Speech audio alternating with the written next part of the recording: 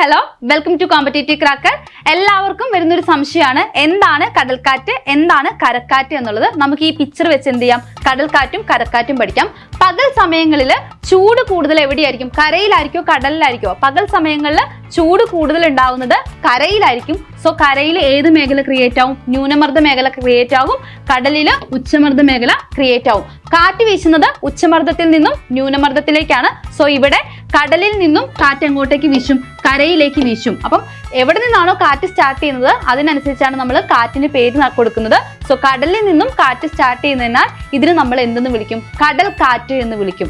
രാത്രിക്ക് ഇതിന്റെ നേരെ ഓപ്പോസിറ്റ് ആണ് നടക്കുന്നത്.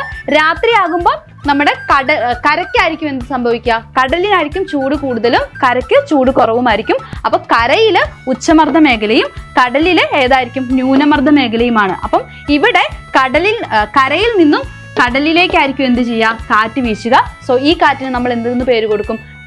കരക്കാറ്റ് എന്ന് പേര് കൊടുക്കും. അപ്പൊ ഇതാണ് കടൽക്കാറ്റും കരക്കാറ്റും. അപ്പൊ ഈ ഒരു പിക്ചർ വെച്ച് എന്ത് ചെയ്യുക? ഈസി ആയിട്ട് ഈ ഒരു കാറ്റുകളെ പറ്റി പഠിക്കുക. അപ്പൊ ഇതുപോലുള്ള കൂടുതൽ വീഡിയോസുമായി നമുക്ക് വീണ്ടും കാണാം. Thank you.